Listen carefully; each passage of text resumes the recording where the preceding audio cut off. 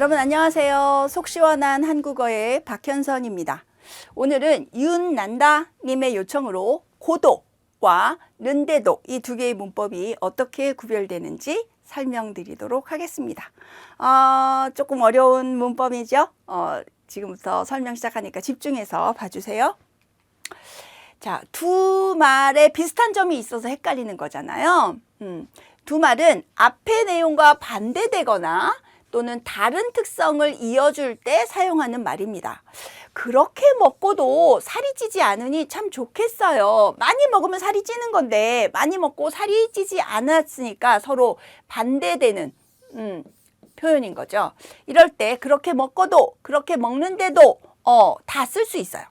또 밥을 먹고도 배가 고팠다. 먹으면 배가 불러야 하는데 그 반대로 고팠어요. 밥을 먹는데도 배가 고팠다. 이렇게 쓸 수 있고요. 그 사실을 알고도 모른 채 했다. 아는데 모른 채 했다. 그러면 서로 반대되는 내용이잖아요. 이럴 때 알고도 아는데도 모두 사용할 수 있어요. 그래서 앞의 내용과 뒤의 내용이 서로 반대되는 것을 이어줄 때 두 개의 문법 모두 사용할 수 있습니다. 그렇지만 분명히 차이가 있는 거죠. 고도는 앞뒤 사실이라는 느낌이 상반될 때, 다른 특성이 이어질 때, 그래서 뭐뭐에도 불구하고 라는 의미를 가지고 있어요.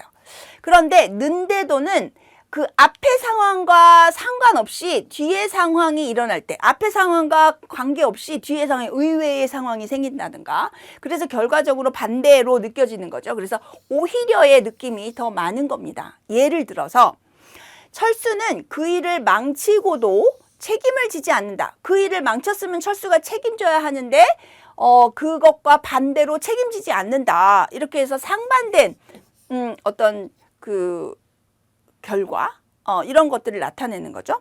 영희는 슬픈 영화를 보고도 울지 않는다. 슬픈 건데 울지 않아요. 그러니까 상반되는 거죠. 다른 특성이 이어지는 거.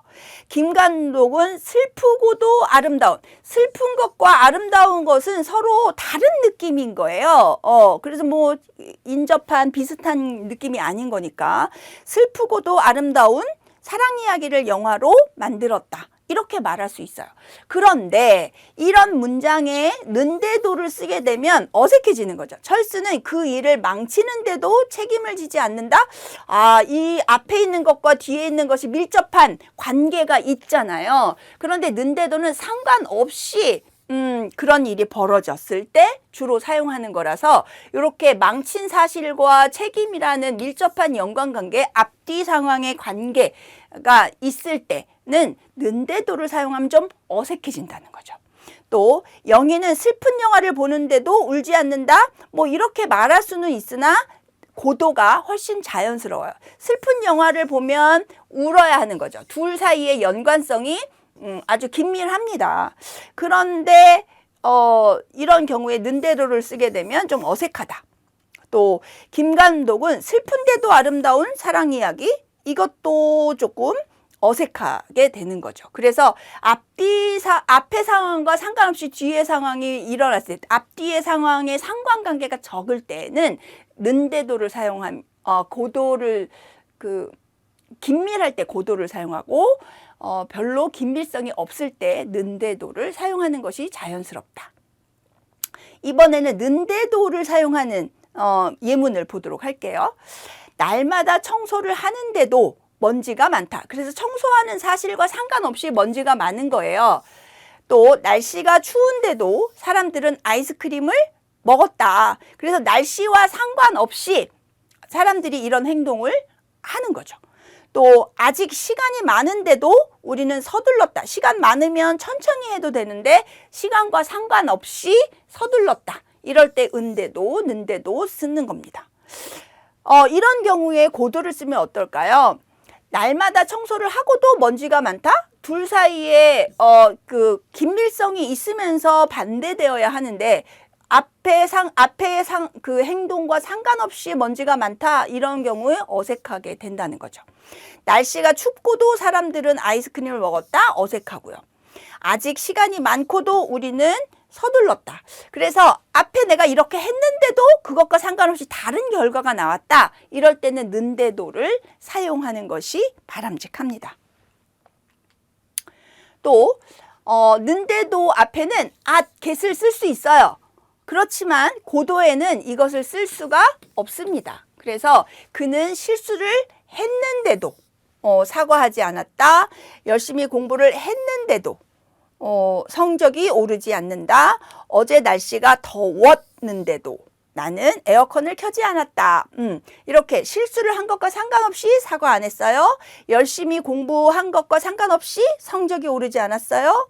또 어제 날씨가 더운 것과 상관없이 나는 에어컨을 켜지 않았어요. 했을 때 at을 사용하는 것 가능합니다. 그렇지만 하였고도 공부했고도 또 더웠고도라는 표현은 자체가 굉장히 어색한 표현이에요. 또 이번에는 get을 사용한 표현을 볼까요? 금방 비가 오겠는데도 사람들은 우산 없이 걸어 다녔다. 이렇게 해서 앞으로 일어날 것에 대한 예측, 금방 비가 올 것 같아요. 그것과 상관없이 사람들이 우산 없이 다녀요. 이런 표현 가능한 거죠. 또 배가 터지겠는데도 그는 디저트를 또 주문했다. 터질 것 같이 지금 배부른 상태인데도 그것과 상관없이 또 주문했어요. 이럴 때 get 쓸 수 있는 거예요.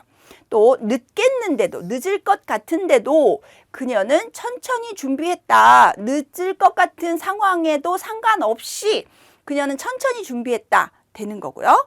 혼자 하기 힘들겠는데도 그는 도움을 요청하지 않았다. 이런 표현이 가능합니다. 그러나 고도에는 get 쓰면 어색한 거예요. 있겠고도, 터지겠고도, 늦겠고도, 또 힘들겠고도 모두 어색한 표현입니다. 그래서 고도 앞에는 get 절대 쓰지 마시고 는데도 앞에는 get을 써서 표현할 수 있어요. 기억하세요. 자, 정리해 볼까요? 고도, 는데도 이거는 앞의 내용과 반대되거나 다른 특성을 이어줄 때 쓰는 말이에요. 하지만 고도는 앞뒤 사실이나 느낌이 상반될 때 다른 특성이 이어질 때 그래서 뭐뭐에도 불구하고 라는 의미를 가지고 있는 말이고요. 는데도는 앞의 상황과 상관없이 요게 중요합니다. 뒤의 상황이 일어났을 때 그래서 오히려 라는 의미인 거죠. 그리고 는데도 앞에는 at과 get을 쓸 수 있으나 고도는 at과 get을 쓸 수 없다. 이런 의미로 기억하시면 이 두 개의 문법 구별해서 사용하실 수 있을 거예요. 자, 오늘 설명은 여기까지입니다. 좋아요, 구독, 알림 버튼 눌러주시고 저에게 많은 응원의 댓글 또 질문 댓글 써주시기 바랍니다. 그럼 저는 다음 시간에 또 여러분들을 찾아뵙도록 하겠습니다. 그때까지 여러분 안녕.